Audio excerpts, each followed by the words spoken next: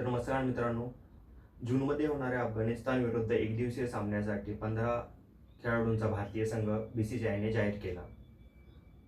तर त्या संघामध्ये काही अनुभवी खेळाडूंची नावे पाहायला मिळाली नाही, तर काही नवीन खेळाडूंना संधी देण्यात आली. तर त्या संघाबद्दल आपण आज सविस्तर चर्चा करूयात. तर मी भाऊ जोरी, सफर आणि मोटिवेशन या चॅनलमध्ये तुमचं स्वागत करतो. तर प्रथम आपण 15 मेंबरचं पूर्ण खेळाडूंचं स्क्वॉड पाहूयात.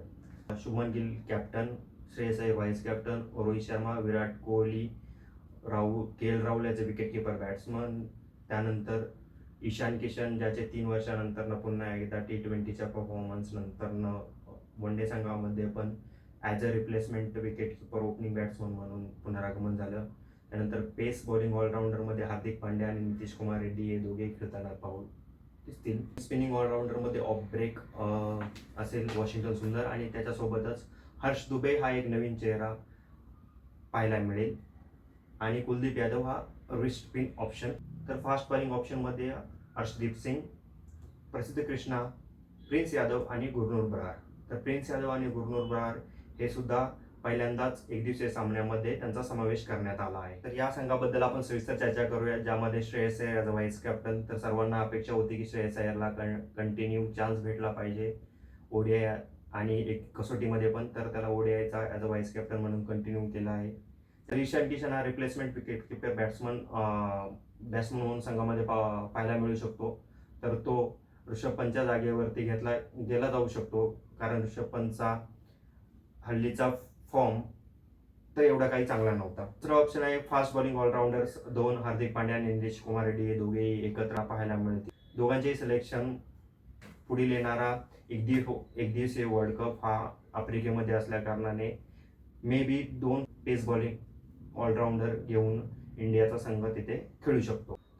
तर स्पिनिंग ऑलराऊंडरमध्ये ज्यांना घेतला आहे तो एक वॉशिंग्टन सुंदर, आणि दुसरा ऑप्शन म्हणजे हर्ष दुबे एक दिवसीय सामन्यामध्ये पहिल्यांदाच समावेश केला आहे. त्याचा रणजी ट्रॉफीचा परफॉर्मन्स पाहता त्याने 10 मॅचेसमध्ये 69 विकेट्स घेतल्या होत्या, आणि IPL मध्ये तो सनरायझर्स हैदराबाद या संघाकडून खेळतो. तर IPLची कामगिरी त्याची एवढी काही खास नव्हती, परंतु त्याचा डोमेस्टिकचा जो परफॉर्मन्स होता, मे बी त्याच्या परफॉर्मन्स बेसवरती त्याला संघामध्ये सामील केलं असावं, आणि तो ॲज अ रिप्लेसमेंट ऑप्शन जडेजासाठी असू शकतो, कारण रवींद्र जडेजा आणि हर्ष दुबे याची बॉलिंग आणि बॅटिंग स्टाईल ही समानच आहे.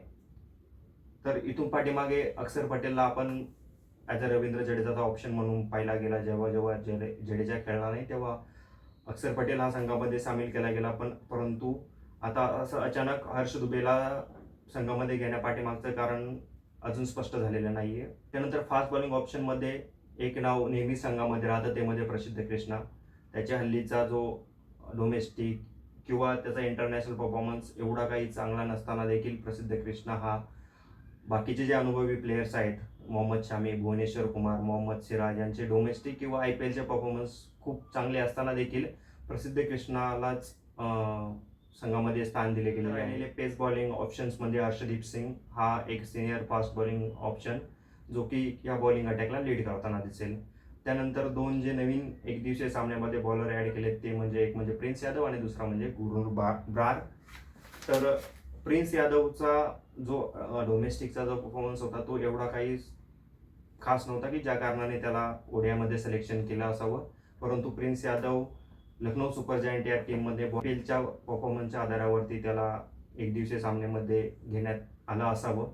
आणि गुरनूर बरार हा पंजाबसाठी डोमेस्टिक खेळतो. त्याचा पंजाबमध्ये तो सर्वाधिक विकेट घेणारा प्लेअर आहे रणजी ट्रॉफीमध्ये, आणि तो गुजरात जायंट्स या टीमकडनं IPLसाठी खेळतो. परंतु गुजरात जायंट्सकडनं या वर्षी एकही त्याला संधी देण्यात आली नाही, परंतु त्याला तरीही एकदिवसीय सामन्यामध्ये भारतीय संघाकडून त्याला BCCIने संधी दिलेली आहे. त्यामध्ये 2026मध्ये IPLमध्ये किंवा डोमेस्टिक लीगमध्ये खूप चांगली कामगिरी करून देखील काही प्लेयर्सची नावे पाहण्यात आली नाही. त्यामध्ये सिनियर प्लेयर्समध्ये मोहम्मद शामी, मोहम्मद सिराज, भुवनेश्वर कुमार ह्या तिघांचाही समावेश एकदिवसीय सामन्यामध्ये नाही. सिराजला जरी कसोटी सामन्यामध्ये घेतले गेले असेल, परंतु सिराजला वन डे इंटरनॅशनलमध्ये पुन्हा एकदा जागा भेटलेली नाहीये. ऋषभ पंत आणि जडेजा यांना देखील एकदिवसीय सामन्यामध्ये संघामध्ये स्थान दिले गेले नाही, तर कदाचित या दोघांनाही एकदिवसीय सामन्यामधून वगळण्यात आलेली असावी. शेवटचं नाव म्हणजे जसप्रीत बुमराह. जसप्रीत बुमराहला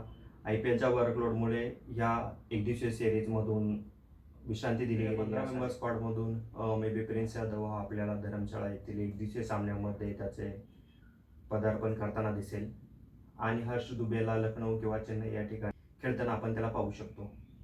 तर ही झाली 15 खेळाडूंबद्दल छोटीशी सविस्तर चर्चा. त्यामध्ये अनुभवी काही खेळाडूंना जागा दिली गेली नाही, तर नवीन चेहऱ्यांना संधी दिली गेलेली आहे. कदाचित या संघाची बांधणी येणाऱ्या आफ्रिकामध्ये एकदिवसीय वर्ल्ड कपसाठीचीच तयारी असावी असं आपण म्हणू शकतो. तर तुम्ही हा व्हिडिओ शेवटपर्यंत पाहिला त्याबद्दल धन्यवाद. तुम्हाला हा व्हिडिओ कसा वाटला ते कमेंटमध्ये नक्की सांगा.